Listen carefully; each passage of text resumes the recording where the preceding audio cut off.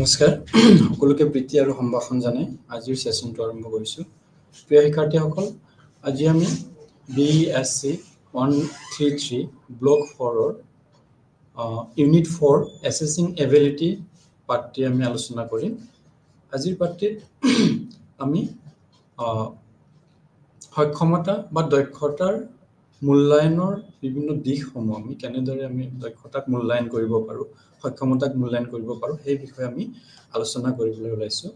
so প্ৰথমে সক্ষমতাৰ মূল্যায়ন বা সক্ষমতাৰ মূল্যায়নৰ বিষয়ে আলোচনা কৰিব যাওঁতে আমি প্ৰথমে সক্ষমতানো কি সেই বিষয়ে ধাৰণা লোৱাটো অতি প্ৰয়োজন সক্ষমতা আৰু দক্ষতা দুটা সম্পূৰ্ণ বেলেগ বস্তু গতিকে সেই বিষয়ে আমি জনাটো অতি প্ৰয়োজন সক্ষমতা হল মানুহৰ সক্ষমতা বা ক্ষমতা বুলি কোৱা হয় সক্ষমতা হৈছে মানুহৰ এক স্থায়ী বৈশিষ্ট্য বা গুণ যিয়ে ব্যক্তিজনৰ জন্মগতভাৱে ব্যক্তিজনৰ লাভ কৰা আমি দেখিবলৈ পাওঁ জন্মগতভাৱে বিভিন্ন গুণ বিভিন্ন ক্ষমতা বিভিন্ন বৈশিষ্ট্য বিভিন্ন ব্যক্তি আমি থকা দেখিবলৈ পাওঁ সেই ক্ষমতাটোক ইয়াতে সক্ষমতা বুলি কোৱা হৈছে অৰ্থাৎ এজন ব্যক্তিয়ে যেতিয়া জন্মগতভাৱে স্থায়ী কিছুমান বৈশিষ্ট্য লাভ কৰে স্থায়ী কিছুমান বৈশিষ্ট্য আমি এজন ব্যক্তিৰ ক্ষেত্ৰত যেতিয়া আমি দেখিবলৈ পাওঁ জন্মসূত্ৰে পিতৃ-মাতৃৰ পৰা তেওঁৰ শৰীৰলৈ আহে সেই সক্ষমতাটোক বা সেই গুণটোক আমি সক্ষমতা বুলি কওঁ আনহাতে ইয়াতে কোৱা হৈছে কি যে সক্ষমতা এক স্থায়ী বৈশিষ্ট্য যোনটো আমি আগতে ক'লো যিয়ে ব্যক্তিৰ কৰ্মক প্ৰভাৱিত কৰে তেওঁৰ কৰ্মত সেই সক্ষমতাটোকে প্ৰভাৱিত কৰে তেওঁৰ কৰ্মৰাজিত সেই দক্ষতাখিনি বা সেই সক্ষমতাখিনিক প্ৰভাৱ বিস্তাৰ কৰা আমি দেখিবলৈ পাওঁ কৰ্মৰাজিৰ পৰা আমি সেই মানুহজনৰ সেই সক্ষমতাটো থকা বুলি আমি ক'ব পাৰোঁ তেওঁৰ কৰ্মক পৰ্যবেক্ষণ কৰিলে তেওঁৰ বিভিন্ন কাৰ্য পৰ্যবেক্ষণ কৰিলে আমি সেই মানুহজনৰ বা সেই ব্যক্তিজনৰ বা সেই শিক্ষাৰ্থীজনৰ সেই বিশেষ সক্ষমতাটো থকা বুলি আমি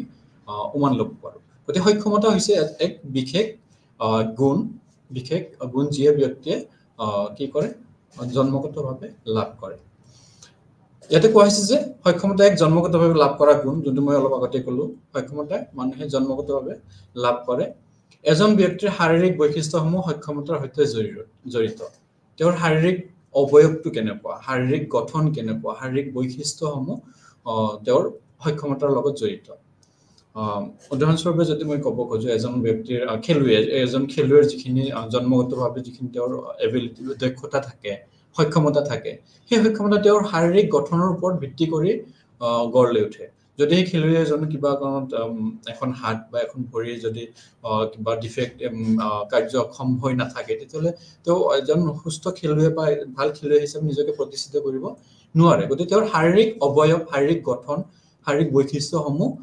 তেওঁৰ সক্ষমতাটোৰ লগত কি হৈ থাকে জড়িত হৈ থাকে গতিকে সক্ষমতা হৈছে এজন ব্যক্তিৰ বা এজন শিক্ষাৰ্থীৰ এক বিশেষ গুণ বা বৈশিষ্ট্য যি জন্মগতভাৱে লাভ কৰে আৰু এই সক্ষমতাসমূহ তেওঁৰ শাৰীৰিক অৱয়ব শাৰীৰিক গঠন শাৰীৰিক বৈশিষ্ট্যৰ ওপৰত নিৰ্ভৰশীল ইয়াতে আৰু এটা কথা কোৱা হৈছে যে দক্ষতা সক্ষমতা আৰু দক্ষতা দুয়োটা ধাৰণা লাভ কৰাটো অতি প্ৰয়োজন দক্ষতা হ'ল এজন মানুহে বিভিন্ন পৰিস্থিতি বিভিন্ন পৰিৱেশত বিভিন্ন সময়ত লাভ কৰা এক বিশেষ বৈশিষ্ট্য বা বিশেষ গুণ যাক আমি বিভিন্ন সময়ত বিভিন্ন পৰিস্থিতিৰ পৰা আমি তাক লাভ কৰোঁ আৰু অৰ্জন কৰোঁ গতিকে সেইকাৰণে দক্ষতাক এক অৰ্জিত গুণ বুলি কোৱা হৈছে বা অৰ্জিত ক্ষমতা বুলি কোৱা হৈছে যাক বিভিন্ন পৰিৱেশ বা পৰিস্থিতিৰ পৰা আমি লাভ কৰোঁ আমি যদি দক্ষতাক যদি আমি নিয়মিতভাৱে যদি আমি অনুশীলন নকৰোঁ তেতিয়াহ'লে সেই দক্ষতাটো আমাৰ কি হ'ব পাৰে নাইকিয়া হৈ যাব পাৰে কিন্তু সক্ষমতাটো যেহেতু স্থায়ী গুণ বুলি কোৱা হৈছে অধিক স্থায়ী গুণ বুলি কোৱা হৈছে গতিকে এইটো কেতিয়াও নাইকিয়া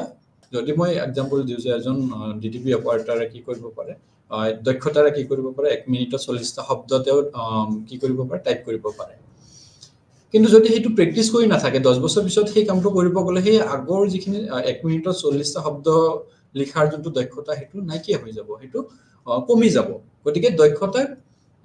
স্থায়ী নহয় যদি আমি প্ৰেক্টিছ কৰি থাকো এইটো স্থায়ী হ'ব যদি আমি তাক অনুশীলন কৰি নাথাকো তেতিয়াহ'লে ই স্থায়ী হৈ নাথাকে ইয়াতে আৰু এটা কথা কোৱা হৈছে যে দক্ষতা সদায় আমাৰ বিশেষ লক্ষ্য বা উদ্দেশ্যৰ লগত জড়িত দক্ষতা সদায় একোটা লক্ষ্য বা উদ্দেশ্য আগত ৰাখি কি কৰা হয় আহৰণ কৰা হয় লাভ কৰা হয় আমি বিভিন্ন পৰিস্থিতি বিভিন্ন পৰিবেশ বিভিন্ন ক্ষেত্ৰত বিভিন্ন কৰ্মক্ষেত্ৰত আমি নিজকে সুস্থভাৱে বা ভালদৰে সমাযোজন কৰিবৰ কাৰণে আমি বিশেষ কিছুমান দক্ষতা আহৰণ কৰোঁ গতিকে সেই দক্ষতা আহৰণৰ একোটা বিশেষ উদ্দেশ্য থাকে লক্ষ্য আগত ৰাখি কি কৰা হয় দক্ষতাসমূহ আহৰণ কৰা হয় গতিকে দক্ষতা এজন ব্যক্তিৰ এক আৰ্জিত গুণ যাক বিভিন্ন পৰিবেশ বা পৰিস্থিতিৰ পৰা লাভ কৰা হয় আৰু দক্ষতা যদি অনুশীলন কৰি থকা নাযায় তেতিয়াহ'লে সেই দক্ষতাটো কি হ'ব পাৰে মানুহজনৰ পৰা নাইকিয়া হৈ যাব পাৰে কমি যাব পাৰে দক্ষতাৰ যোনটো সেই প্ৰভাৱটো কমি যাব পাৰে গতিকে আৰু দক্ষতা আমি কি বলো দক্ষতা সদায় লক্ষ্য বা উদ্দেশ্যৰ দ্বাৰা পৰিচালিত হয় এতিয়া দক্ষতা আৰু সক্ষমতা আৰু দক্ষতাৰ যিখিনি ধাৰণা আমি লাভ কৰিলো সক্ষমতা আৰু দক্ষতাৰ ধাৰণাৰ পৰা আমি এটা বস্তু ইয়াতে চাব পাৰো দুটাৰ মাজত যিখিনি পাৰ্থক্য দুটা বস্তু আমি বেলেগ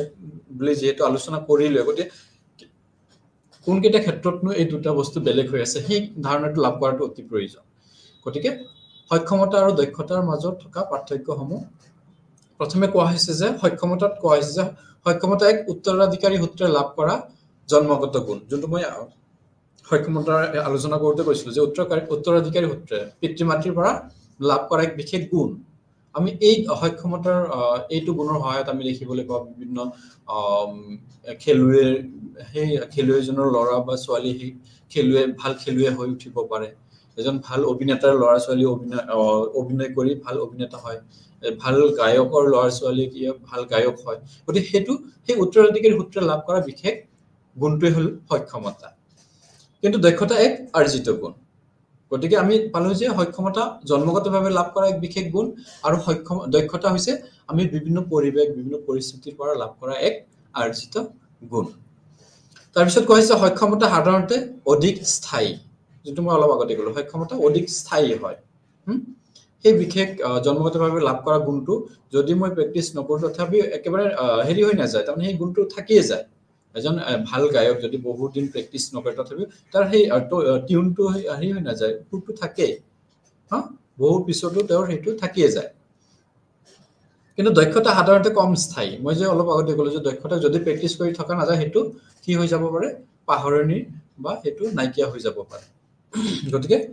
দক্ষতা সাধাৰণতে কম স্থায়ী হোৱা আমি দেখিবলৈ পাওঁ তাৰপিছত কৈছে সক্ষমতা পৰীক্ষণৰ দ্বাৰা লাভ কৰিব নোৱাৰি সক্ষমতা আমি প্ৰশিক্ষণৰ যোগেতে ইয়াক লাভ কৰিব নোৱাৰি বিভিন্ন সক্ষমতা বিভিন্ন মানসিক ভাৱে লাভ কৰা বিভিন্ন গুণসমূহ পৰীক্ষণৰ যোগেদি কিনে লাভ কৰিব নোৱাৰি উদাহৰণস্বৰূপে এজন ব্যক্তিয়ে যদি তেওঁৰ গান গোৱাৰ যোনটো সুৰটো যদি তেওঁৰ নাথাকে তেতিয়াহ'লে যিমানে চেষ্টা নকৰক কিয় যদি জন্মগতভাৱে সেইটো লাভ নকৰে যিমানে চেষ্টা নকৰক কিয় সেইটো কি কৰিব নোৱাৰে আহৰণ কৰিব নোৱাৰে গতিকে সেইকাৰণে কোৱা হৈছে যে আমি যিমানে পৰীক্ষণ লাভ নকৰো কিয় যিমানে ট্ৰেইনিং নলওঁ কিয় যদি আমি সেই সক্ষমতাৰ জন্মগতভাৱে লাভ নকৰো তেতিয়াহ'লে আমি তাক আহৰণ কৰিব নোৱাৰো কিন্তু দক্ষতা পৰীক্ষণৰ দ্বাৰা লাভ কৰিব পাৰি দক্ষতাক পৰীক্ষণৰ দ্বাৰা লাভ কৰিব পাৰি উদাহৰণস্বৰূপে মই যোনটো অলপ আগতে ক'লো যে ডিটিপি অপাৰেটৰজনে প্ৰথম অৱস্থাত কিন্তু তেওঁৰ সেই 1 মিনিটত 40টা শব্দ লিখাৰ দক্ষতাটো নাছিলে তেওঁ লাহে লাহে পৰীক্ষণ লৈ সেইখিনি কৰিবলৈ সক্ষম হৈছে গতিকে পৰীক্ষণৰ দ্বাৰাহে সেইখিনি সম্ভৱ হৈছে তাৰপিছত কোৱা হৈছে সক্ষমতা উদ্দেশ্য ভিত্তিক নহয় সক্ষমতা উদ্দেশ্য ভিত্তিক নহয় মই জন্মগতভাৱে যিখিনি গুণ লৈ লাভ কৰিছো যিখিনি বিশেষ ক্ষমতা লৈ লাভ কৰিছো সেই ক্ষমতাখিনি উদ্দেশ্য ভিত্তিক নাছিলে কিন্তু দক্ষতা সদায় উদ্দেশ্য ভিত্তিক যোনটো মই অলপ আগতে এক্সাম্পল দিলো যে দক্ষতা মই সেই ডিটিপি অপাৰেটৰজনে মিনিটত 40টা শব্দ লিখিব পৰা হেতু উদ্দেশ্য কি আছিল তেওঁ অতি ক্ষিপ্ৰতাৰে শব্দ লিখিব পাৰিলে তেওঁ ভাল এটা কোম্পানী ভাল এটা প্ৰতিষ্ঠানত চাকৰি কৰিব পাৰিব হেতু তেওঁৰ উদ্দেশ্য গতিকে সেই কাৰণে তেওঁ দক্ষতাটো আহৰণ কৰিছে গতিকে দক্ষতা সদায় উদ্দেশ্য বা লক্ষ্যৰ আধাৰতে কি কৰা হয় পৰিচালিত হয় বা লাভ কৰা হয় গতিকে প্ৰিয় শিক্ষাৰ্থীসকল পাঠ্যক্ৰমখিনিয়ে আমাৰ সক্ষমতা আৰু দক্ষতাৰ মাজত থকা যোনটো ধাৰণাটো অধিক স্পষ্ট কৰি তুলিছে বুলি মই ভাবো তাৰপিছত কোৱা হৈছে যে সক্ষমতাৰ প্ৰকাৰসমূহ সক্ষমতাৰ প্ৰকাৰসমূহ বিভিন্ন প্ৰকাৰৰ সক্ষমতা এটা কোৱা হৈছে যে আমি সক্ষমতাৰ ক্ষেত্ৰত সাধাৰণতে দুই প্ৰকাৰৰ সক্ষমতা আমি দেখিবলৈ পাওঁ সাধাৰণতে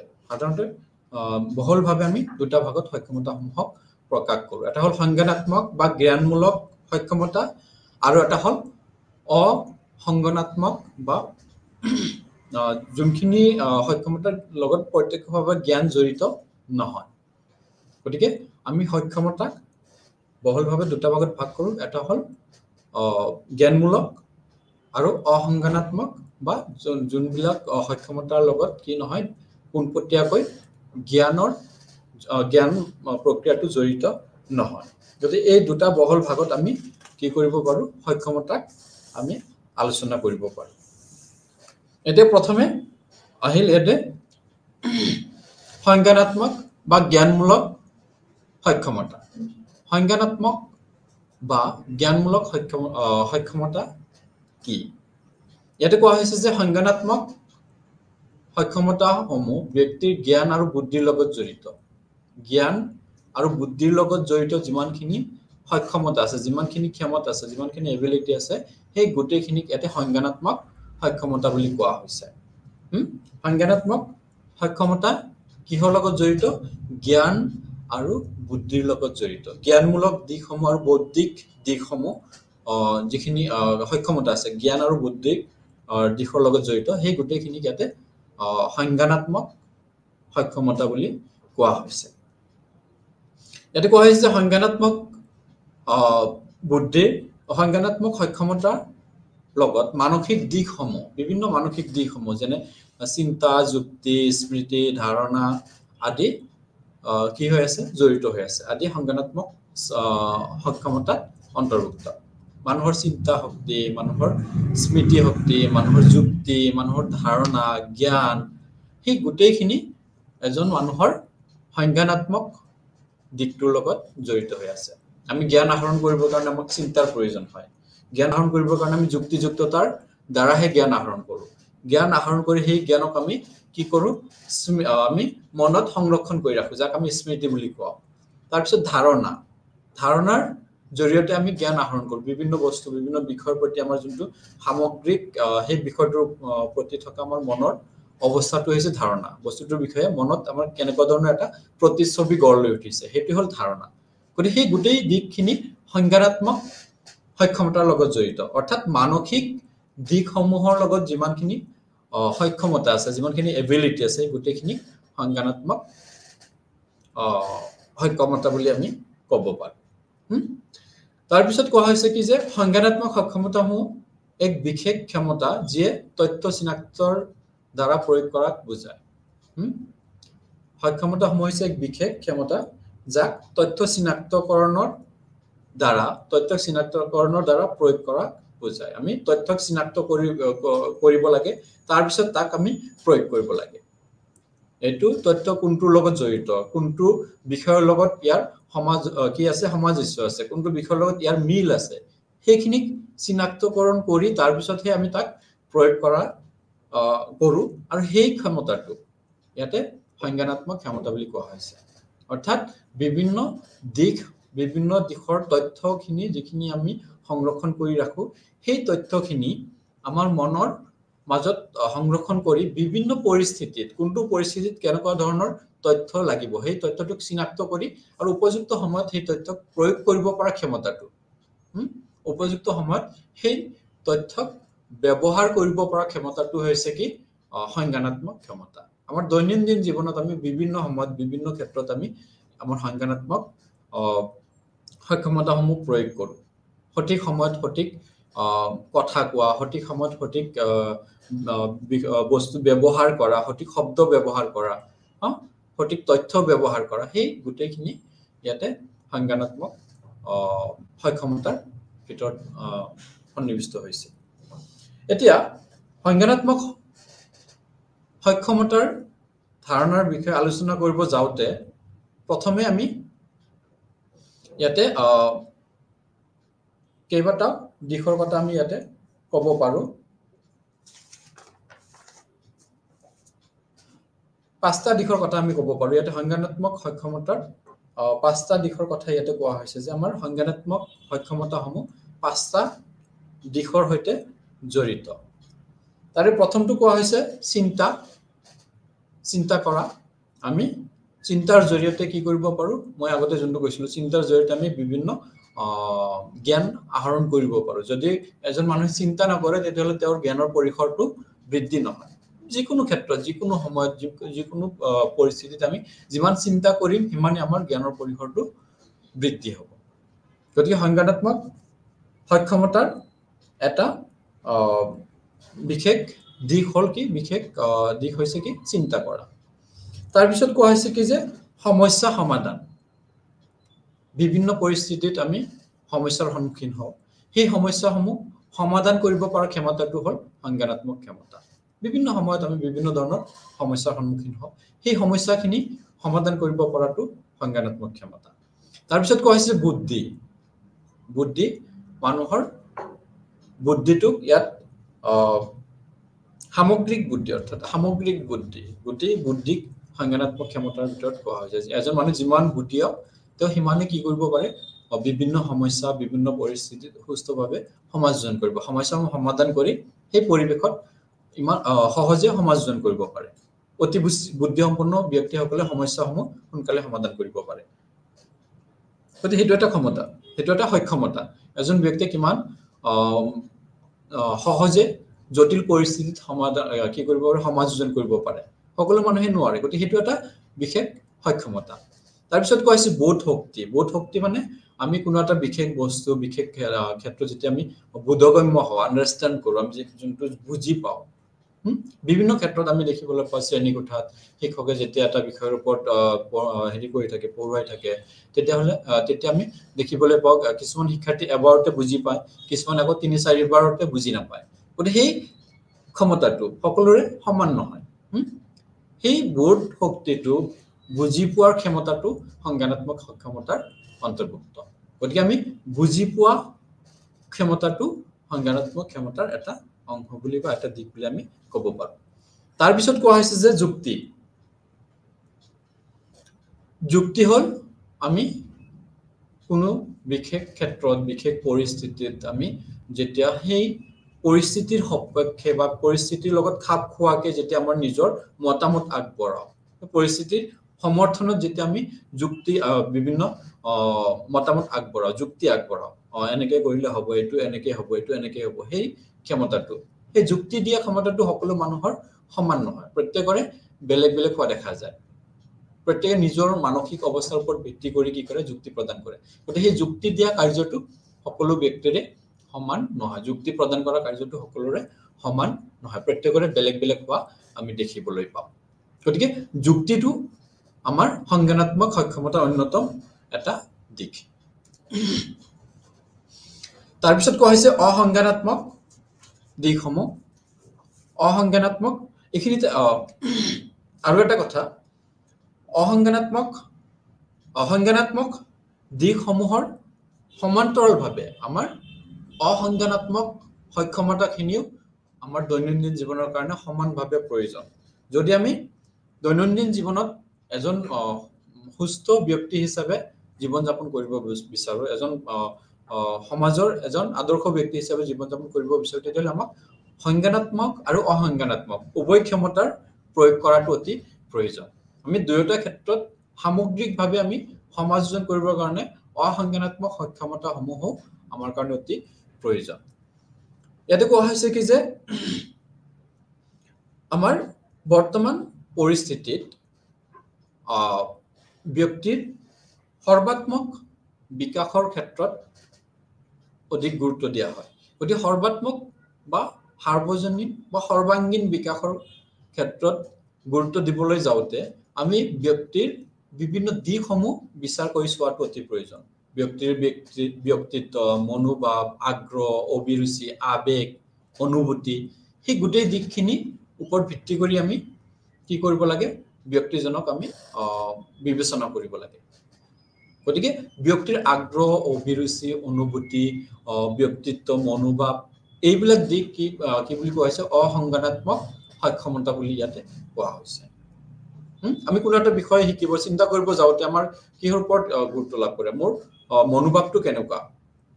মনোভাৱটোৰ ওপৰত ভিত্তি কৰি মই চিন্তা কৰিম মোৰ এতিয়া বেয়া লাগি আছে গতিকে মই বেয়া লাগি আছে মানে মই সেইখিনি সময়ত কেনেকুৱা ধৰণৰ চিন্তা আহিব সেইটো বেলেগ হ'ব আৰু মনত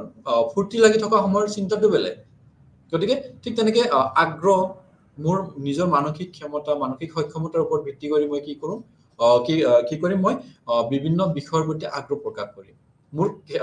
মানসিক সক্ষমতাৰ ওপৰত ভিত্তি কৰি মই আগ্ৰহ প্ৰকাশ কৰিম ঠিক যেনেকৈ মোৰ অভিৰুচি সেইটো হিচাপতে হ'ব মোৰ মানসিক ক্ষমতা মানসিক সক্ষমতাৰ ওপৰত ভিত্তি কৰি মোৰ অভিৰুচি হ'ব কোনটো কাম কৰিম কোনটো নকৰিম কেনেকুৱা ধৰণৰ কাম কৰিম সেই দিশসমূহ মোৰ নিজৰ মানসিক সক্ষমতাৰ ওপৰত ভিত্তি কৰি হে সৃষ্টি কৰিম গতিকে সেই দিশসমূহ ইয়াতে অসংজ্ঞানাত্মক সক্ষমতা বুলি কোৱা হৈছে আমি সংজ্ঞানাত্মক সক্ষমতাত কি পালো বুদ্ধি আৰু জ্ঞানৰ লগত জড়িত সকলোবোৰ মানসিক দিশক আমি ইয়াতে সংজ্ঞানাত্মক বুলি পাইছিলো অসংজ্ঞানাত্মক কোৱা হৈছে যে মানুহৰ আবেগ আগ্ৰহ অভিৰুচি মনোভাৱ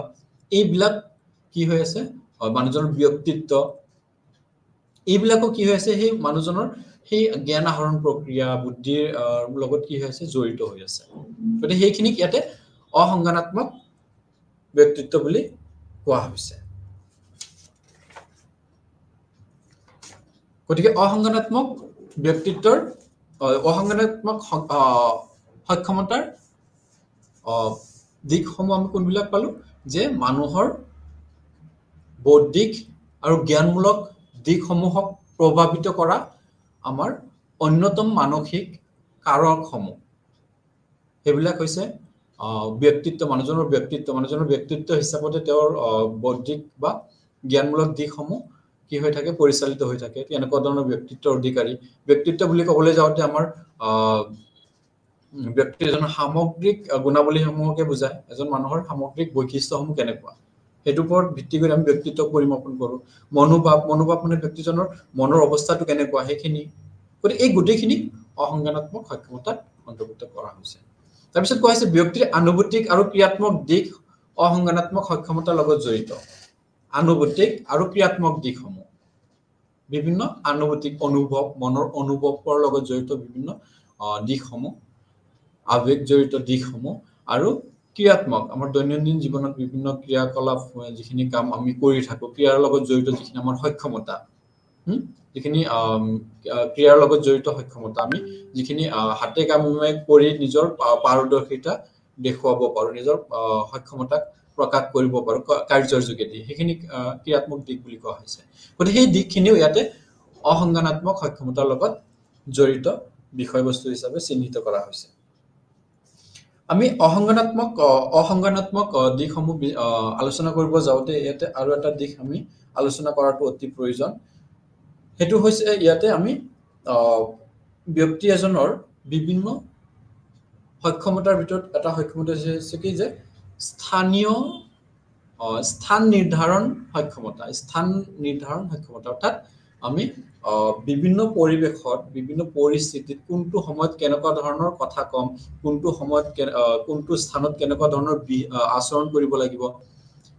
কোনটো স্থানত কেনেকুৱা ধৰণৰ ব্যৱহাৰ কৰিব লাগিব সেই গোটেইখিনিৰ বিষয়ে এজন মানুহৰ বিশেষ এক ক্ষমতা থাকে কোনজন মানুহৰ লগত কেনেকুৱা ধৰণৰ কথা পাতিব লাগে সেইবিলাক কি হয় ইয়াতে স্থান নিৰ্ধাৰণী সক্ষমতাৰ ভিতৰত অন্তৰ্ভুক্ত কৰা হয় অৰ্থাৎ বিভিন্ন স্থান কাল পাত্ৰ চাই যেতিয়া আমি বিভিন্ন আমাৰ মানসিক আৰু মানসিক ক্ষেত্ৰসমূহ আমি ব্যৱহাৰ কৰিম ক'ত খং কৰিব লাগে ক'ত কি কৰিব লাগে নিজৰ আগ্ৰহ অভিৰুচিসমূহ কেনেধৰণে প্ৰকাশ কৰিব লাগে সেই গোটেইখিনি যেতিয়া এজন মানুহে কি কৰিব পাৰে স্থান কালৰ ওপৰত ভিত্তি কৰি নিৰ্ধাৰণ কৰিব পাৰে সেই ক্ষমতাটোক ইয়াতে অসংজ্ঞানাত্মক ক্ষমতা বুলি কোৱা হৈছে অৰ্থাৎ স্থানীয় পৰিৱেশ পৰিস্থিতি স্থান কাল পাত্ৰ চাই যেতিয়া আমি কি কৰোঁ বিভিন্ন মানসিক অৱস্থাসমূহ প্ৰদৰ্শন কৰোঁ সেইটো ইয়াতে অসংজ্ঞানাত্মক সক্ষমতাত অন্তৰ্ভুক্ত কৰি লোৱা হৈছে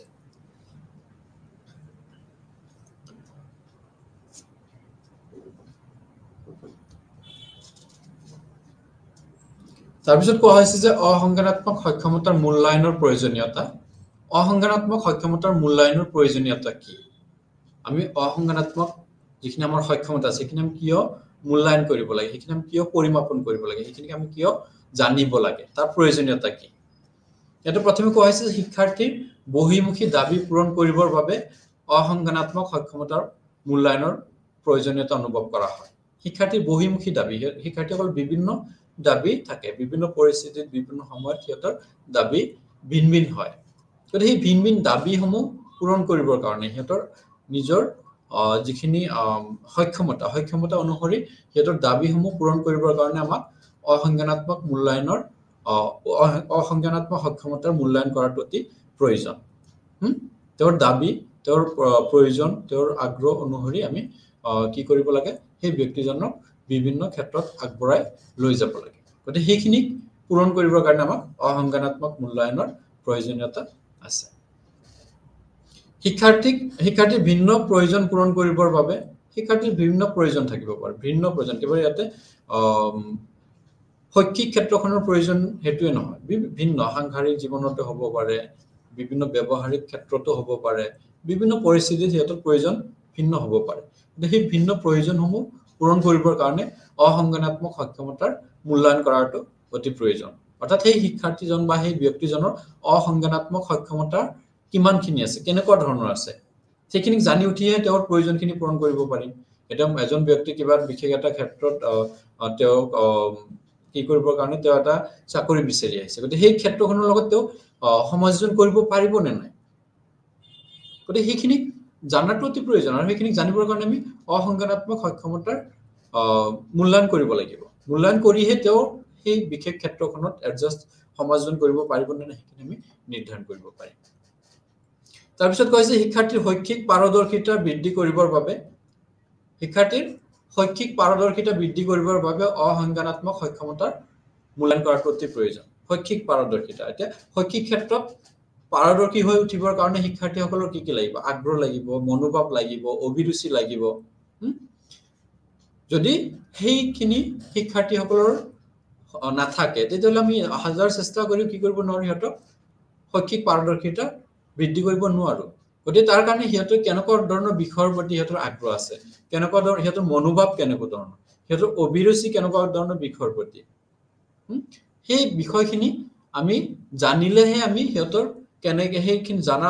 জানাৰ পিছতহে আমি প্ৰতিকাৰমূলক ব্যৱস্থা গ্ৰহণ কৰি সিহঁতৰ শৈক্ষিক পাৰদৰ্শিতা আমি বৃদ্ধি কৰিব পাৰোঁ গতিকে শৈক্ষিক পাৰদৰ্শিতা বৃদ্ধি কৰি তুলিবৰ কাৰণে অসংজ্ঞানাত্মক সক্ষমতাৰ মূল্যায়নৰ প্ৰয়োজনীয়তা অনুভৱ কৰা হয়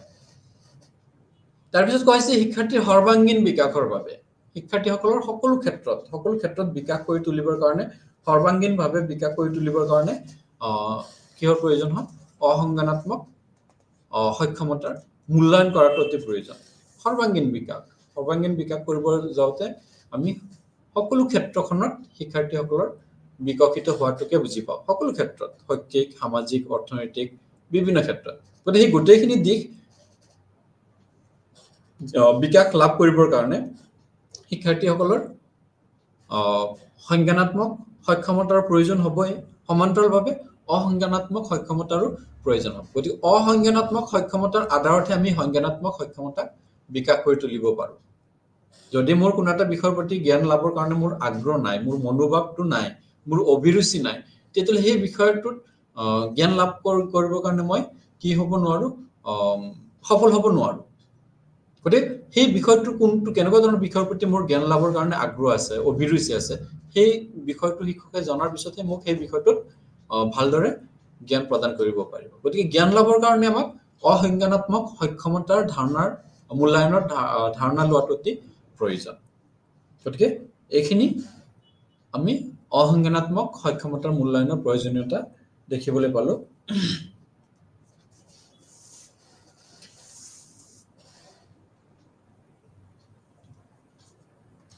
ইয়াতে অসংজ্ঞানাত্মক মূল্যায়নৰ প্ৰয়োজনীয়তা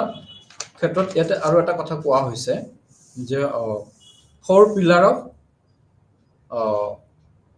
pillar of donate skills of individual ইয়াতে চাৰিটা স্তম্ভৰ কথা কোৱা হৈছে ব্যক্তিৰ বিকাশৰ চাৰিটা স্তম্ভৰ কথা কোৱা হৈছে কৈছে যে জানিবৰ কাৰণে শিকা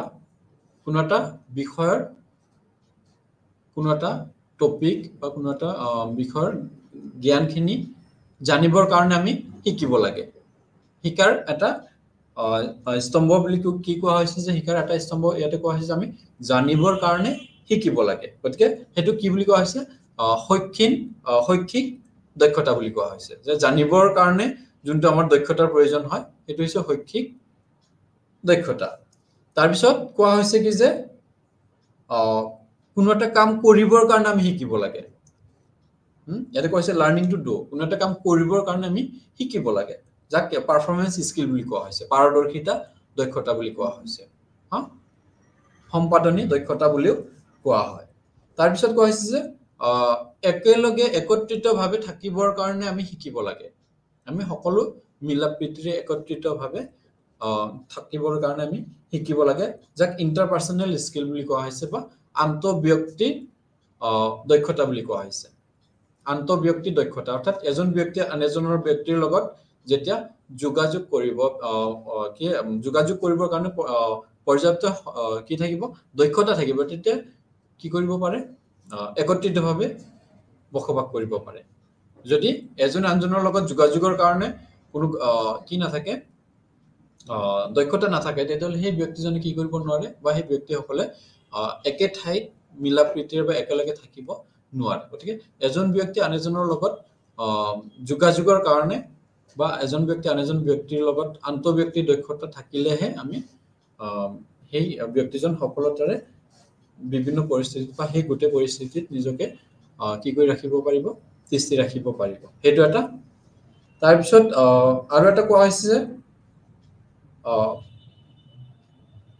পাৰ্সোনাল ডেভেলপমেন্ট স্কিল ব্যক্তিগত বিকাশ দক্ষতা ব্যক্তিগত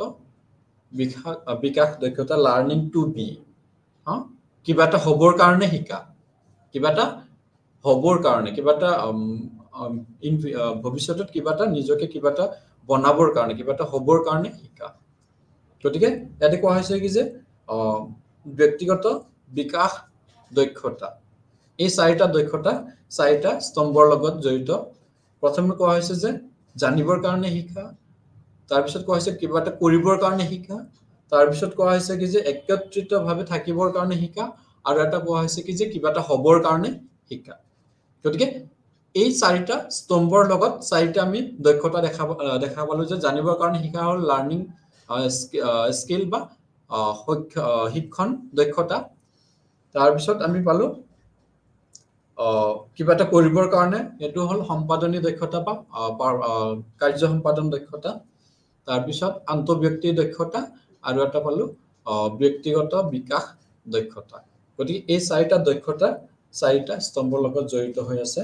গতিকে এই চাৰিটা স্তম্ভই কি কৰে বৰ্তমান সময়ত ব্যক্তিৰ বা শিক্ষাৰ্থী এজনৰ শৈক্ষিক বা শৈক্ষিক ক্ষেত্ৰখনত অধিক সফলতাৰে ইহঁতক সমাযোজন হোৱাত সহায় কৰিছে গতিকে এই চাৰিটা বিশেষ স্তম্ভ অতি প্ৰয়োজন তাৰ পিছত কোৱা হৈছে যে প্ৰৱণতা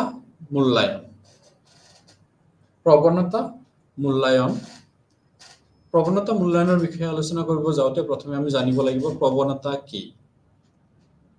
প্ৰৱণতা হ'ল এজন মানুহৰ এক স্বাভাৱিক ক্ষমতা বা দক্ষতা স্বাভাৱিক ক্ষমতা যোনটো এই ব্যক্তিজনৰ কি স্বাভাৱিক বুলি ক'বলৈ যাওঁতে ইয়াতে কোৱা হৈছে যে প্ৰকৃতিগতভাৱে যিখিনি সক্ষমতা লাভ কৰে প্ৰাকৃতিকভাৱে যিখিনি লাভ কৰে সেইখিনি কথা কোৱা হৈছে ইয়াতে এজন ব্যক্তিৰ প্ৰৱণতা তেওঁৰ নিজৰ ব্যক্তিগত আগ্ৰহ অভিৰুচি তাৰ পিছত ব্যক্তিজনৰ ব্যক্তিত্ব এই গোটেইখিনিৰ লগত জড়িত প্ৰৱণতাটো ব্যক্তিজনৰ মানসিক দিশটোৰ সৈতে জড়িত প্ৰৱণতা কি কৰে এজন মানুহক কোনো এক বিশেষ ক্ষেত্ৰখনলৈ আগবাঢ়ি যোৱাত সহায় কৰে বিশেষ দিশটোত তেওঁক আগবাঢ়ি যোৱাত সহায় কৰে প্ৰৱণতাই অৰ্থাৎ মই যদি এটা উদাহৰণ দিওঁ যে পঢ়াৰ কাৰণে যোনটো প্ৰৱণতা পঢ়াৰ প্ৰতি যোনটো প্ৰৱণতা যদি এজন শিক্ষাৰ্থীৰ পঢ়াৰ প্ৰতি প্ৰৱণতা নাথাকে তেতিয়াহ'লে তেওঁ আগবাঢ়ি যাব নোৱাৰে পঢ়াৰ প্ৰতি প্ৰৱণতাটো থাকিব লাগিব পঢ়াৰ প্ৰতি প্ৰৱণতাটো থাকিলেহে তেওঁ আগবাঢ়ি যাব পাৰিব খেলৰ প্ৰতি প্ৰৱণতা কামৰ প্ৰতি প্ৰৱণতা বিভিন্ন অফিস বা বিভিন্ন তেনেকুৱা ধৰণৰ ক্ষেত্ৰখনত কৰ্মচাৰীসকলে যদি কামৰ প্ৰতি প্ৰৱণতা নাথাকে তেতিয়াহলে সেই ব্যক্তিজন সেই কৰ্মক্ষেত্ৰখনত সফলতাৰে কি কৰিব নোৱাৰে সমাযোজন কৰিব নোৱাৰে সেই ক্ষেত্ৰখনৰ সৈতে যদি তেওঁৰ প্ৰৱণতা মিল নাথাকে আৰু এই কাৰণে আজিকালি দেখা যায় কি যে বিভিন্ন প্ৰতিযোগিতামূলক প্ৰশ্ন পৰীক্ষাত কি কৰা হয় প্ৰৱণতা পৰীক্ষা কৰা হয় যোনটো বিষয় বা যোনটো ক্ষেত্ৰখনৰ কাৰণে চাকৰিৰ কাৰণে শিক্ষাৰ্থীসকলক কি ব্যক্তিসকলক লোৱা হৈছে গতিকে সেই ক্ষেত্ৰখনৰ লগত জড়িত বিভিন্ন প্ৰৱণতাৰ দিশসমূহ পৰিমাপন কৰিহে কি কৰা হয় নিয়োগ কৰা হয় গতিকে প্ৰৱণতা পৰীক্ষাৰ যোগেদি সেই ক্ষেত্ৰখনৰ সৈতে শিক্ষাৰ্থীৰ কেনেধৰণে সমাযোজন কৰিব পাৰে সেইখিনি কি কৰা হয় জানা হয় যদি সেই ক্ষেত্ৰখনৰ সৈতে সুস্থ সমাযোজন কৰিবৰ কাৰণে ক্ষেত্ৰখনৰ সৈতে অধিক দক্ষতাৰে কাম কৰিবৰ কাৰণে আমাক প্ৰৱণতাৰ মূল্যায়ন কৰাটো অতি প্ৰয়োজন যদি এজন ব্যক্তিয়ে বিশেষ কামৰ কাৰণে তেওঁৰ সেই প্ৰৱণতাটো নাই গতিকে সেই ব্যক্তিজনক নিয়োগ কৰা হয় তেতিয়াহলে সেই কোম্পানী বা সেই বিশেষ অনুষ্ঠানটো কি হ'ব ক্ষতিৰ সন্মুখীন হ'ব তো সেইকাৰণে আগতীয়াকৈ প্ৰৱণতা মূল্যায়ন কৰি তাৰ পিছত নিয়োগ কৰা হয় কৈছে প্ৰৱণতা মূল্যায়নৰ দ্বাৰা ব্যক্তিৰ সহজাত আৰু আৰ্জিত গুণ আৰু দক্ষতাসমূহ পৰীক্ষা কৰা হয় প্ৰৱণতা মূল্যায়নৰ দ্বাৰা সহজাত মানে যিখিনি আমি এজন ব্যক্তিৰ জন্মগতভাৱে যিখিনি গুণ আমি দেখিবলৈ পাওঁ সহজাত ক্ষমতাসমূহ জন্মগতভাৱে লাভ কৰা আৰু আৰ্জিত গুণসমূহ বিভিন্ন পৰিৱেশ বিভিন্ন পৰিস্থিতিৰ পৰা আমি কি কৰিব পাৰো কিছুমান গুণ অৰ্জন কৰিব পাৰো অৰ্জন কৰি সেই বিষয়টোৰ প্ৰতি আমাৰ প্ৰৱণতা বৃদ্ধি কৰিব পাৰো বিভিন্ন বিষয় বিভিন্ন দিশৰ প্ৰতি আমাৰ প্ৰৱণতা বৃদ্ধি কৰিবৰ কাৰণে আমি কিছুমান আৰ্জিত গুণৰো সহায় ল'ব পাৰো সহজাতখিনি থাকিবই আৰ্জিত গুণৰ দ্বাৰা আমি প্ৰৱণতা বৃদ্ধি কৰিব পাৰো গতিকে সেই গোটেই দিশখিনি প্ৰৱণতা মূল্যায়নৰ দ্বাৰা কি কৰা হয় পৰীক্ষা কৰা হয় দক্ষতাসমূহ পৰীক্ষা কৰা হয় যে সেই ব্যক্তিজনে এই বিশেষ ক্ষেত্ৰখনৰ সৈতে কিমান তেওঁৰ সেই গুণখিনি আছে যে এডজাস্ট সমাযোজন কৰিবৰ কাৰণে কিমান গুণ আছে সেইখিনি পৰীক্ষা কৰা হয় প্ৰৱণতা মূল্যায়নৰ দ্বাৰা তাৰপিছত কৈছে প্ৰৱণতা অভিক্ষাসমূহ সমগ্ৰ জীৱনৰ অভিজ্ঞতাক সামৰি লয় আমাৰ জীৱনৰ যিকোনো অভিজ্ঞতাক ইয়াতে কি কৰা হয় সামৰি লোৱা হয় প্ৰৱণতা অভিক্ষাসমূহ এনেকুৱা নহয় যে বিশেষ এটা বা দুটা ক্ষেত্ৰৰ লগতহে জড়িত প্ৰৱণতাসমূহ যিকোনো অভিজ্ঞতা আমাৰ জীৱনৰ প্ৰত্যেকটো ক্ষেত্ৰৰ প্ৰত্যেকটো হেৰিৰ লগত কি আছে প্ৰৱণতাসমূহ জড়িত হৈ আছে খেলুৱৈ এজনৰ খেলৰ প্ৰতি প্ৰৱণতা গায়ক এজনৰ গানৰ প্ৰতি থকা প্ৰৱণতা ঠিক তেনেকে অভিনেতা এজনৰ অভিনয়ৰ প্ৰতি থকা প্ৰৱণতা গতিকে প্ৰত্যেকটো অভিজ্ঞতা একোটা প্ৰৱণতাৰ দ্বাৰা পৰিচালিত হয় আৰু সেইখিনি এই প্ৰৱণতা অভিজ্ঞতাসমূহে সামৰি লয় এটা বিশেষ এটা বা দুটা দিক সীমাবদ্ধ হৈ নাথাকে সামগ্ৰিক দিশসমূহ ইয়াতে কি কৰা হয় সামৰি লোৱা হয় গোটেই অভিজ্ঞতাসমূহ সামৰি লোৱা হয় তাৰপিছত কোৱা হৈছে যে প্ৰৱণতা অভিক্ষাই বিশেষ দক্ষতাক পৰিমাপন কৰে বিশেষ দক্ষতা যোনটো ক'লো যে পৰিমাপন একোটা প্ৰৱণতা অভিক্ষাই একোটা বিশেষ দক্ষতাক পৰিমাপন কৰে যদি মই কওঁ ক্লাৰিকেল এপ্টিটিউড টেষ্ট বা তেনেকুৱা ধৰণৰ বৰ্তমান সময়ত বিভিন্ন প্ৰৱণতা অভিক্ষাসমূহ আহিছে গতিকে সেই প্ৰৱণতা অভিক্ষাসমূহ বিশেষ একোটা দিশ সামৰি লৈ সেইখিনিক পৰিমাপন কৰে যোনটো ক্ষেত্ৰৰ কাৰণে শিক্ষাৰ মানুহৰ প্ৰয়োজন সেই দিকটোৰ লগত জড়িত প্ৰৱণতাখিনিকে পৰিমাপন কৰিবৰ কাৰণে বিভিন্ন অভিক্ষা প্ৰস্তুত কৰি তোলা আমি দেখিবলৈ পাওঁ বিভিন্ন সময়ত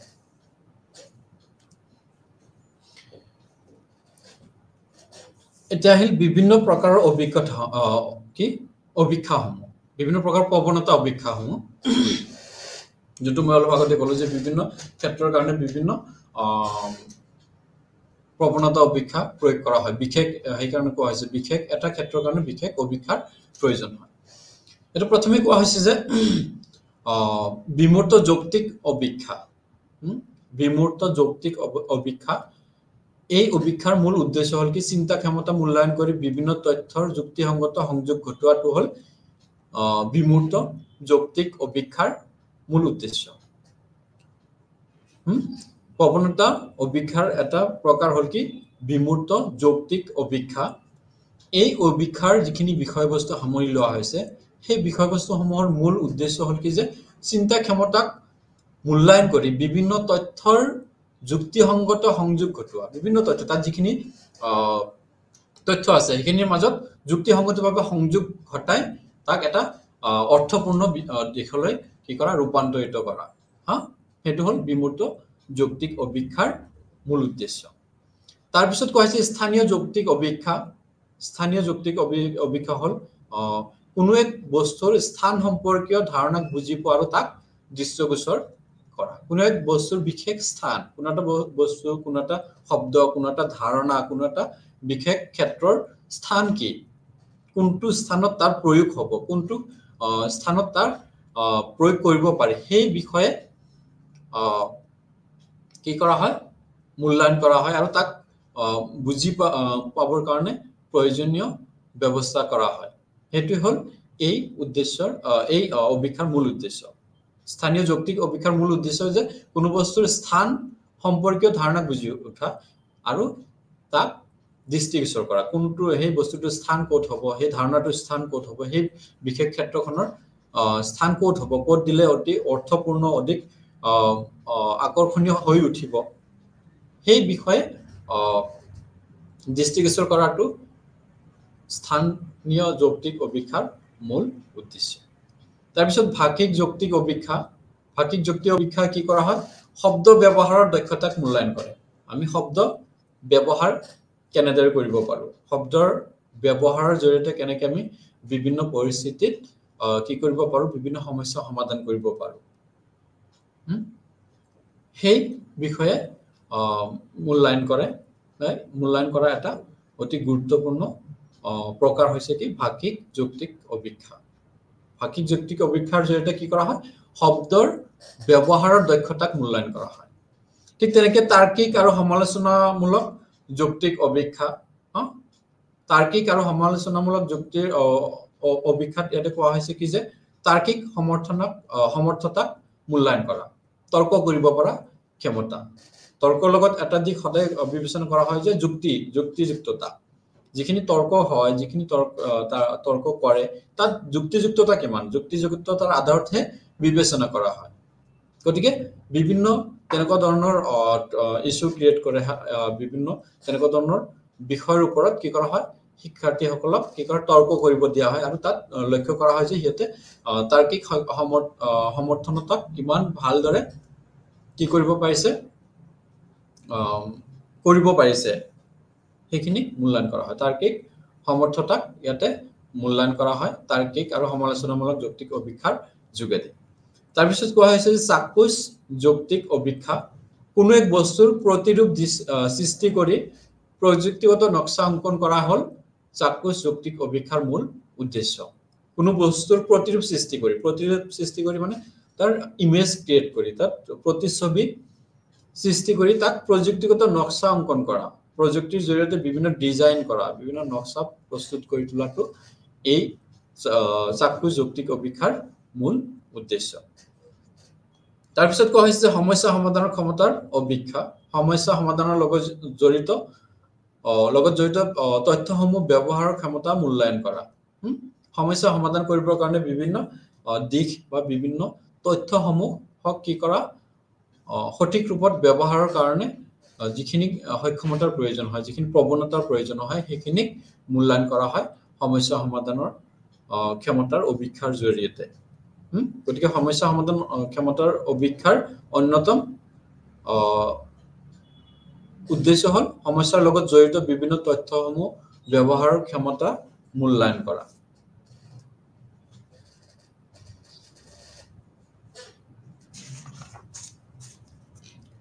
তাৰপিছত কোৱা হৈছে যে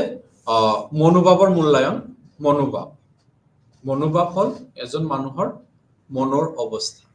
এজন মানুহৰ মনৰ অৱস্থাটোক ইয়াতে মনোভাৱ বুলি কোৱা হয় তেওঁৰ মনৰ অৱস্থাটো কেনেকুৱা মনৰ সামগ্ৰিক অৱস্থাটোকে মনোভাৱ বুলি কোৱা হয় গতিকে সেই মনোভাৱক আমি কেনেদৰে মূল্যায়ন কৰোঁ মনোভাৱক মূল্যায়ন কৰাৰ প্ৰয়োজনীয়তা কি সেই বিষয়ে ইয়াতে কোৱা হৈছে যে মনোভাৱ হ'ল এজন ব্যক্তিৰ এক আৰ্জিত গুণ মনোভাৱটো এজন ব্যক্তিৰ আৰ্জিত গুণ বিভিন্ন পৰিস্থিতিত আমি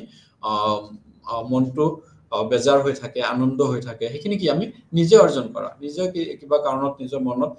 বেদনা আহে আমাৰ মনৰ অৱস্থা বেয়া হৈ যায় নিজে সৃষ্টি কৰা মনৰ এক অৱস্থা হল মনোভাৱ যিকোনো বস্তু বা ব্যক্তিৰ প্ৰতি ইতিবাচক নাইবা নেতিবাচকভাৱে প্ৰতিফলিত হয় মনোভাৱটো ইতিবাচকভাৱে হয় নেতিবাচকভাৱেও প্ৰভাৱিত হয় ই মানুহে সৃষ্টি কৰা এক গুণ যি ব্যক্তিৰ যিকোনো বস্তু বা বিষয় বা ব্যক্তিৰ প্ৰতি ইতিবাচক ৰূপতো প্ৰভাৱ পৰিব পাৰে নেতিবাচক ৰূপতো পৰিব পাৰে গতিকে মনোভাৱ মূল্যায়ন কৰাটো অতি প্ৰয়োজন কাৰণ মনোভাৱে কি কৰে ব্যক্তিৰ সামগ্ৰিক চিন্তাধাৰা সামগ্ৰিক দিশসমূহক প্ৰভাৱিত কৰে গতিকে তেওঁৰ মনোভাৱটো কেনেকুৱা মনোভাৱটো জনাটো অতি প্ৰয়োজন তেওঁৰ মনোভাৱৰ ওপৰত ভিত্তি কৰি আমি কি কৰিব পাৰোঁ তেওঁৰ বিভিন্ন দিশৰ বিকাশ আমি ঘটাব পাৰোঁ গতিকে মনোভাৱৰ মূল্যায়নৰ ক্ষেত্ৰখনত কিছুমান বিশেষ প্ৰক্ৰিয়া সামৰি লোৱা হয় এজন ব্যক্তিৰ মনোভাৱৰ মূল্যায়ন কৰিবৰ কাৰণে মনোভাৱৰ মূল্যায়ন কৰিব যাওঁতে কিছুমান বিশেষ প্ৰক্ৰিয়াৰ জৰিয়তে আমি সেই মূল্যায়ন প্ৰক্ৰিয়াটো সম্পূৰ্ণ কৰিব লগা হয় সেইখিনি ইয়াতে প্ৰথমে কোৱা হৈছে মনোভাৱ নিৰ্ধাৰণ কৰা যিকোনো এটা মনোভাৱ ব্যক্তিৰ মনোভাৱ বিভিন্ন মনোভাৱ থাকিব ন ইতিবাচক নেতিবাচক বা বিভিন্ন বস্তুৰ প্ৰতি তেওঁৰ কেনেধৰণৰ মনোভাৱ তেওঁ কি কৰিব বিচাৰিছে মূল্যায়ন কৰিব বিচাৰিছে সেইখিনি নিৰ্ধাৰণ কৰিব লাগে কোনো এটা বিষয় বা বস্তুৰ প্ৰতি তেওঁৰ কেনেধৰণৰ মনোভাৱ মূল্যায়ন কৰিব ইতিবাচক মূল্যায়ন কৰিব নে নেতিবাচক মূল্যায়ন কৰিব সেই বস্তুটো নিৰ্ধাৰণ কৰিব লাগে প্ৰথম স্তৰতে প্ৰথম প্ৰক্ৰিয়াটো হ'ল কি মনোভাৱ নিৰ্ধাৰণ কৰা দ্বিতীয়টো হ'ল প্ৰশ্নসূচী প্ৰস্তুত কৰা যোনটো মনোভাৱ মূল্যায়ন কৰিব সেইটো হিচাপত প্ৰশ্নসূচী প্ৰস্তুত কৰিব লাগে প্ৰশ্নসূচী মানে কেইবাটাও প্ৰশ্নৰ সমষ্টি কেইবাটাও প্ৰশ্নৰ সমষ্টিত কি কৰা হয় একোটা প্ৰশ্নসূচী প্ৰস্তুত কৰা হয় প্ৰশ্নসূচীসমূহ বিভিন্ন প্ৰকাৰ হ'ব পাৰে ক্লোজ এন্ডেড হ'ব পাৰে বা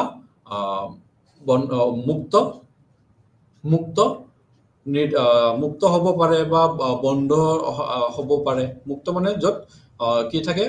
নিজৰ মনৰ ভাৱটো প্ৰকাশ কৰাত কোনো ধৰণৰ বাধা নাথাকে ওপেন এন্ডেড যাক কোৱা হয় ওপেন এন্ডেড কি কৰা হয় ব্যক্তিজনৰ নিজৰ মনৰ অৱস্থাটো প্ৰকাশ কৰাৰ কাৰণে সুবিধা দিয়া হয় ক্লোজ এন্ডেডত কোৱা হৈছে যে ব্যক্তিজনক কেইটামান বিকল্প দিয়া হ'ব সেই কেইটাৰ মাজতে তেওঁৰ ৰেসপন্স বা তেওঁৰ প্ৰতিক্ৰিয়াটো ব্যক্ত কৰিব লাগিব হয় নহয় বা শুদ্ধ অশুদ্ধ তেনেকুৱা ধৰণৰ কিছুমান প্ৰতিক্ৰিয়া কি থাকিব কিছুমান অপচন থাকিব কিছুমান বিকল্প থাকিব আৰু সেই বিকল্পসমূহৰ আধাৰতে তেওঁ নিজৰ যোনটো মনৰ অৱস্থা সেইখিনি ব্যক্ত কৰিব লাগিব যদি সেইটো হিচাপত প্ৰশ্নসূচী প্ৰস্তুত কৰিব লাগে প্ৰশ্নসূচীত কিমান আইটেম থাকিব সেইখিনি নিৰ্ধাৰণ কৰি ল'ব তাৰপিছত প্ৰতিমানিকৃত মাপনি নিৰ্ধাৰণ কৰা বিভিন্ন প্ৰতিমানিকৃত মাপনিসমূহ নিৰ্ধাৰণ কৰিব লাগে সেই মনোভাৱ মূল্যায়ন কৰিবৰ কাৰণে প্ৰতিমানিকৃত মাপনি কি হ'ব সেই প্ৰতিমানিকৃত কৰি লৈহে তাক ব্যৱহাৰ কৰিব লাগে যোনটো প্ৰশ্নসূচী থাকিলে সেই প্ৰশ্নসূচীক তেওঁ প্ৰতিমানিকৃত কৰি ল'ব লাগিব অৰ্থাৎ সেই প্ৰশ্নসূচীখিনিক অধিক নিৰ্ভৰযোগ্য কৰি তুলিব লাগিব অধিক বৈধ কৰি তুলিব লাগিব তাৰপিছত কোৱা হৈছে প্ৰশ্নসূচীৰ প্ৰয়োগ কৰা গোটেইখিনি হৈ যোৱাৰ পিছত প্ৰশ্নসূচীক প্ৰয়োগ কৰিব সেই ব্যক্তিজনৰ ওপৰত প্ৰয়োগ কৰি তথ্যসমূহ সংগ্ৰহ কৰিব তাৰপিছত তথ্য বিশ্লেষণ কৰা তথ্য প্ৰশ্নসূচীৰ প্ৰয়োগৰ যোগেদি তথ্য সংগ্ৰহ কৰিব আৰু সেই যিখিনি তথ্য পালে সেইখিনি বিশ্লেষণ কৰিব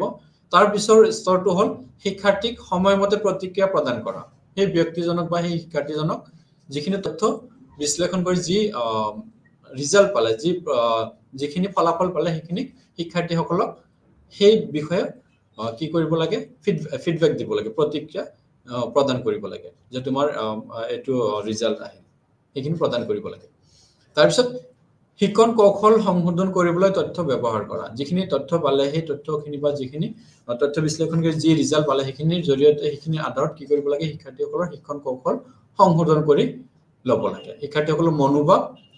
কেনেকুৱা ধৰণৰ মনোভাৱ পালে সেই মনোভাৱৰ আধাৰতে কি কৰিব শিক্ষকসকলে শিক্ষণ কৌশল সংশোধন কৰি তাক সঠিক ৰূপত ব্যৱহাৰ কৰিব গতিকে এইটো হ'ল মূল্যায়ন মনোভাৱৰ মূল্যায়ন তাৰপিছত কোৱা হৈছে ব্যক্তিত্ব মূল্যায়ন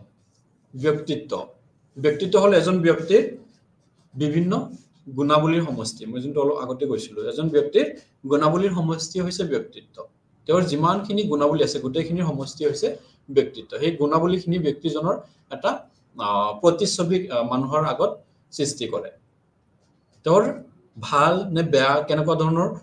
স্বভাৱৰ মানুহ কেনেকুৱা ধৰণৰ ব্যক্তি সেইখিনি ব্যক্তিজনৰ গুণাৱলীখিনি কি কৰে অন্যান্য সমাজৰ বা অন্যান্য মানুহৰ আগত তেওঁৰ প্ৰতিচ্ছবিটো সৃষ্টি কৰে গতিকে সেই প্ৰতিচ্ছবিটো সেই গুণাৱলী সমষ্টি হৈছে ব্যক্তিত্ব ব্যক্তিৰ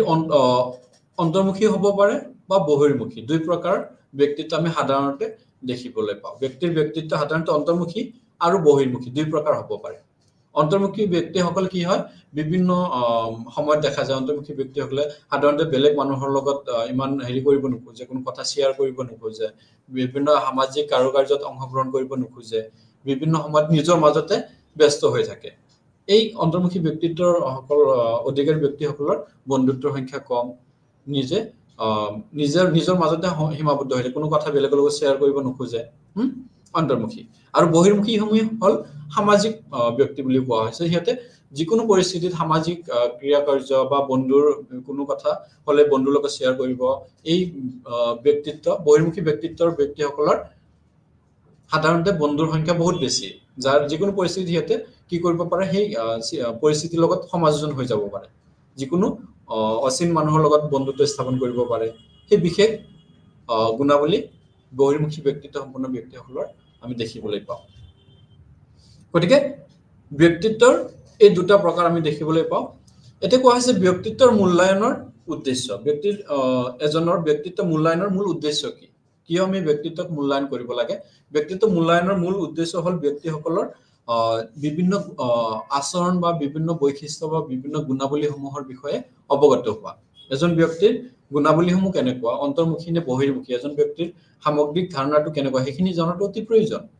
গতিকে তাৰ কাৰণে আমাক ব্যক্তিত্বৰ মূল্যায়ন কৰাটো এটা মূল উদ্দেশ্য হিচাপে আমি ক'ব পাৰো যে ব্যক্তিৰ সামগ্ৰিক গুণাৱলীসমূহ সামগ্ৰিক ধাৰণাৰ বিষয়ে অৱগত হ'বৰ কাৰণে আমি ব্যক্তিত্বৰ মূল্যায়ন কৰাটো প্ৰয়োজন তাৰপিছত কোৱা হৈছে যে ব্যক্তিত্বৰ মূল্যায়নৰ আহিলাসমূহ ব্যক্তিত্ব মূল্যায়নৰ আহিলাসমূহক সাধাৰণতে আমি দুটা ভাগত ভাগ কৰোঁ এটা হ'ল বস্তুনিষ্ঠ পদ্ধতি আৰু এটা হ'ল প্ৰক্ষেপণমূলক পদ্ধতি বস্তুনিষ্ঠ পদ্ধতি আৰু প্ৰক্ষেপণমূলক পদ্ধতি বস্তুনিষ্ঠ পদ্ধতিসমূহত সাধাৰণতে বিভিন্ন ধৰণৰ উদ্ভাৱনীমূলক প্ৰশ্নসূচীৰ ব্যৱহাৰ কৰা হয় উদ্ভাৱনীমূলক প্ৰশ্নসূচীৰ জৰিয়তে সাধাৰণতে ব্যক্তিত্ব পৰিমাপন কৰা হয় ইয়াতে কিছুমান প্ৰশ্ন থাকিব আৰু এই প্ৰশ্নসমূহৰ উত্তৰ প্ৰদান কৰিব ব্যক্তিসকলে আৰু সেইখিনি কি কৰিব তথ্যখিনি সংগ্ৰহ কৰি সেইখিনি বিভিন্ন অভিজ্ঞ ব্যক্তিসকলে কি কৰে তাক বিশ্লেষণ কৰে এই ধৰণৰ পদ্ধতিত বস্তুনিষ্ঠ পদ্ধতিত সাধাৰণতে কি থাকে সেই কোৱেশ্চনিয়াৰখিনিৰ জৰিয়তে ব্যক্তিৰ ব্যক্তিত্বক পৰিমাপন কৰা হয় ইয়াতে বিভিন্ন তেনেকুৱা ধৰণৰ কোৱেশ্চনিয়াৰ প্ৰস্তুত কৰিব পাৰে মই যোনটো অলপ আগতে ক'লো ক্লোজ এন্ডেড ওপেন এন্ডেড তেনেকুৱা হ'ব পাৰে বা লিকাৰ্ট স্কেল এটা থাকে কিছুমান তেনেকুৱা ধৰণৰ গুণাৱলী দি কিনে কি কৰে ব্যক্তিজনৰ ব্যক্তিত্বৰ বিষয়ে অৱগত হ'ব পাৰে লিকাৰ্ট দিছে যে কোনো এটা বিষয়ত ভাল আটাইতকৈ ভাল তেনেকুৱা ধৰণৰ অতি ভাল অতি ভাল আটাইতকৈ ভাল বেয়া আটাইতকৈ বেয়া তেনেকুৱা ধৰণৰ কিছুমান অপচন দিয়া থাকিব আৰু সেই অপচনখিনি আধাৰত সেই অপচনখিনি ব্যক্তিসকলক কি কৰিব দিয়া হয় টিক কৰিব দিয়া হয় চিহ্ন দিব দিয়া হয় আৰু সেই চিহ্নটোৰ পৰা এনালাইচিছ কৰি ব্যক্তিজনৰ ব্যক্তিত্বৰ বিষয়ে অৱগত হ'ব পাৰে ইয়াতে মিনেছটা মাল্টিফেচিক পাৰ্চনেলিটি ইনভেন্টৰী MMPI টো এটা হ'ল বস্তুনিষ্ঠ পদ্ধতিৰ এটা আহিলা বস্তুনিষ্ঠ পদ্ধতিৰ এটা আহিলা হ'ল MMPI মিনেছটা মাল্টিফেচিক পাৰ্চনেলিটি ইনভেন্টৰী তাৰপিছত ইয়াতে আৰু বহুত কেইটা ইনভেন্টৰী ইয়াতে দিছে যে বেক এনজাইটি ইনভেন্টৰীৰ কথা কোৱা হৈছে তাৰপিছত বেক ডিপ্ৰেছন ইনভেন্টৰীৰ কথা কোৱা হৈছে তাৰপিছত মায়াৰ্ছ বিগছ টাইপছ ইণ্ডিকেটৰ্ছ এইটো এটা আইচেং পাৰ্চনেলিটি কুৱেশ্যনিয়াৰ তাৰপিছত কোৱা হৈছে যে ৰিভাইজ NEO পাৰ্সোনালিটি ইনভেন্টৰী এই গোটেইখিনি কি একোটা বস্তুনিষ্ঠ পদ্ধতি বস্তুনিষ্ঠ পদ্ধতিত কি কৰা হয় ব্যক্তিসকলৰ যিখিনি তথ্য পোৱা যায় সেইখিনি বিশ্লেষণ কৰাত সদায় একে ধৰণৰ আনসাৰটো আমি দেখিবলৈ পাওঁ সেইকাৰণে এক বস্তুনিষ্ঠ বুলি কোৱা হৈছে অৰ্থাৎ কোনো এটা কোৱেশ্চনৰ জৰিয়তে যিখিনি তথ্য আমি পালো সেই তথ্যখিনি এজন দুজন অভিজ্ঞ ব্যক্তিক যদি বিশ্লেষণ কৰিব দিয়া হয় বেলেগে বেলেগে অলমোস্ট একে ধৰণৰ আনসাৰ আমি দেখিবলৈ পাওঁ আৰু প্ৰক্ষেপণমূলক পদ্ধতি হল প্ৰক্ষেপণমূলক পদ্ধতি ইয়াতে ডাইৰেক্টলি কি কৰা নহয় ব্যক্তিৰ ব্যক্তিত্বক বিভিন্ন প্ৰশ্নসূচিৰ জৰিয়তে পৰিমাপন কৰা নহয় বিভিন্ন ক্ষেত্ৰ প্ৰক্ষেপণ কৰি বিভিন্ন দিশ প্ৰক্ষেপণ কৰি কি কৰা হয় ব্যক্তিত্ব মূল্যায়ন কৰা হয় যেনেকৈ ইয়াতে মনোনাটক বুলি এটা টেকনিক আছে তাৰ পিছত থিমেটিক এভালুয়েশন টেষ্ট এটা আছে তাৰ পিছত ড্ৰয়ে পাৰসন টেষ্ট আছে কাহিনী সম্বোধন বুলি এটা আছে তাৰ পিছত তেনেকুৱা ধৰণৰ বিভিন্ন ব্যক্তিত্বৰ প্ৰক্ষেপণমূলক পদ্ধতি আছে মনোনাটক যোনটো মই অলপ আগতে ক'লো ইয়াতে কি কৰা ব্যক্তিসকলক এটা সিচুৱেচন ধৰি দিয়া হয় সেই সিচুৱেচনত হিয়তক কি কৰিব দিয়া হয় কাৰ্য সম্পাদন কৰিব দিয়া হয় হিয়তে কেনেকুৱা ধৰণৰ সেই কাৰ্যটো সম্পাদন কৰিব সেইখিনিক ইয়াতে বিশ্লেষণ কৰা হয় বিশ্লেষণ কৰি ব্যক্তিজনৰ বিভিন্ন ব্যক্তিত্বৰ পৰিমাপন কৰা হয় তাৰ পিছত পৰিমাপন কৰি ব্যক্তিজনৰ সামগ্ৰিক ব্যক্তিত্বৰ বিষয়ে অৱগত হ'ব পাৰে তাৰ পিছত সামাজিক দক্ষতা মূল্যায়ন বিভিন্ন সামাজিক গুণ যেনে সহযোগিতা প্ৰতিযোগিতা সহনশীলতা আদি মূল্যায়ন কৰা হয় সামাজিক দক্ষতাৰ মূল্যায়ন বিভিন্ন সামাজিক দক্ষতা সামাজিক গুণসমূহ সমাজ এখনত নিজকে সমাযোজন কৰিবৰ কাৰণে বিভিন্ন ক্ষেত্ৰত দক্ষ হৈ উঠিব লাগে সমাজৰ মানুহখিনিৰ লগত সুস্থভাৱে সমাযোজন কৰিব পৰা সামাজিক ক্ৰিয়াকৰ্মত সহযোগিতা আগবঢ়োৱা সমাজখনক আগবঢ়াই লৈ যাবৰ কাৰণে প্ৰতিযোগিতাত অৱতীৰ্ণ হোৱা সহনশীলতা বিভিন্ন মানুহৰ পৰা সহনশীল হৈ উঠা সমাজত তেতিয়াহে এজন মানুহে সুস্থভাৱে নিজকে প্ৰতিষ্ঠিত কৰিব পাৰিব সমাজখনত যদি এই গুণসমূহ নাথাকে তেতিয়াহ'লে তেওঁ সুস্থভাৱে সমাযোজন কৰিব নোৱাৰে গতিকে সেই সমাজত নিজকে সুস্থভাৱে প্ৰতিষ্ঠিত কৰিবৰ কাৰণে কিছুমান দক্ষতা থকাটো অতি প্ৰয়োজন সেই দক্ষতাখিনি জৰিয়তে আমি এজন মানুহক অধিক সামাজিক ব্যক্তি বুলি আমি চিনাক্ত কৰিব পাৰি সামাজিক দক্ষতাসমূহৰ মূল্যায়নৰ জৰিয়তে ব্যক্তিজন কিমান সমাজখনত নিজকে প্ৰতিষ্ঠিত কৰিব পাৰিছে সেইখিনি আমি উমান ল'ব পাৰি সামাজিকভাৱে ব্যক্তিজনৰ সামগ্ৰিক ধাৰণাৰ উমান ল'ব পাৰি সামাজিক দক্ষতাৰ মূল্যায়নৰ জৰিয়তে ইয়াতে কোৱা হৈছে যে সামাজিক দক্ষতাৰ শ্ৰেণী বিভাজন সামাজিক দক্ষতাসমূহক কেইবাটাও ভাগত শ্ৰেণী বিভাজন কৰিছে প্ৰথমে কোৱা হৈছে যে নিৰ্মাণমূলক দক্ষতা নিৰ্মাণমূলক বিভিন্ন ফৰ্মিং স্কিল বুলি কোৱা হৈছে বিভিন্ন বস্তু গঠন নিৰ্মাণ কৰা বিভিন্ন বস্তু সৃষ্টি কৰা হেতু দক্ষতা কাৰ্য সম্পাদনমূলক দক্ষতা সামাজিক ক্ৰিয়াকৰ্মসমূহত সামাজিক বিভিন্ন অনুষ্ঠান প্ৰতিষ্ঠানসমূহত কাম কৰা হেতু এটা দক্ষতা প্ৰণয়নমূলক দক্ষতা মানে বিভিন্ন নীতি নিৰ্ধাৰণ কৰা তেনেকুৱা ধৰণৰ বিভিন্ন বস্তু নিৰ্ধাৰণ কৰা নীতি নিয়ম প্ৰণয়ন কৰা হেতু এটা দক্ষতা সক্ৰিয়মূলক দক্ষতাত এটা কোৱা হৈছে যে সামাজিক বিভিন্ন ক্ৰিয়াকৰ্মসমূহত কিমান সক্ৰিয় হৈ থাকে সামাজিক পৰিস্থিতিত সমাজখনৰ বিভিন্ন দিশসমূহত কিমান সক্ৰিয় হৈ থাকে সেই দিকটো ইয়াতে পৰিমাপন কৰাটো অতি প্ৰয়োজন হেতু এটা দক্ষতা সামাজিক সক্ৰিয়তাৰ দক্ষতা গতিকে নিৰ্মাণমূলক দক্ষতা কাৰ্য সম্পাদনমূলক দক্ষতা প্ৰণয়নমূলক দক্ষতা আৰু সক্ৰিয়মূলক দক্ষতা এই গোটেইকেইটা দক্ষতা সামাজিক দক্ষতাৰ অন্তৰ্ভুক্ত হোৱা একোটা দক্ষতা এই দক্ষতা কেইটা ব্যক্তি এজনক কি কৰে সামাজিকভাৱে কেনেকুৱা সমাজত তেওঁৰ স্থিতি কেনেকুৱা সেই বিষয়ে উমান পোৱাত আমাক সহায় কৰে সেই বিষয়ে জনাত সহায় কৰে এই দক্ষতাসমূহে যদি এই দক্ষতাসমূহৰ আধাৰত আমি সামাজিকভাৱে এজন ব্যক্তিৰ বিভিন্ন দক্ষতাসমূহৰ উমান ল'ব পাৰো গতিকে সামাজিক দক্ষতাৰ মূল্যায়ন আৰু সামাজিক ক্ষেত্ৰখনত ব্যক্তিৰ সমাযোজনৰ ধাৰণা আমি অতি গুৰুত্ব সহকাৰে লোৱাটো অতি প্ৰয়োজন কাৰণ সমাজজনৰ লগত সামাজিক দক্ষতাখিনি জড়িত হৈ থাকে সামাজিক দক্ষতাখিনি ভালদৰে সম্পন্ন কৰিব পাৰিলে সেই যিকোনো সমাজত ব্যক্তিজনে কি কৰিব পাৰে সুস্থভাৱে সমাযোজন কৰিব পাৰে গতিকে এখন সামাজিক ভাৱে দক্ষ ব্যক্তিৰ কাৰণে এই দক্ষতাসমূহ আয়ত্ত কৰাটো অতি প্ৰয়োজন আৰু সেইখিনি আমি মূল্যায়ন কৰি ব্যক্তিজনৰ সামাজিক অৱস্থিতি সামাজিক স্থান আমি নিৰ্ধাৰণ কৰিব পাৰো গতিকে আমি এইখিনি আলোচনা কৰিলো নিৰ্ধাৰণমূলক দক্ষতা কাৰ্য সম্পাদনমূলক দক্ষতা প্ৰণয়নমূলক দক্ষতা সক্ৰিয়মূলক দক্ষতা গোটেইখিনি দক্ষতাৰ বিষয়ে আমি অলৰেডি আলোচনা কৰিলে গতিকে আজিৰ কাৰণে আমাৰ আলোচনা ইমানতে সামৰিছো নমস্কাৰ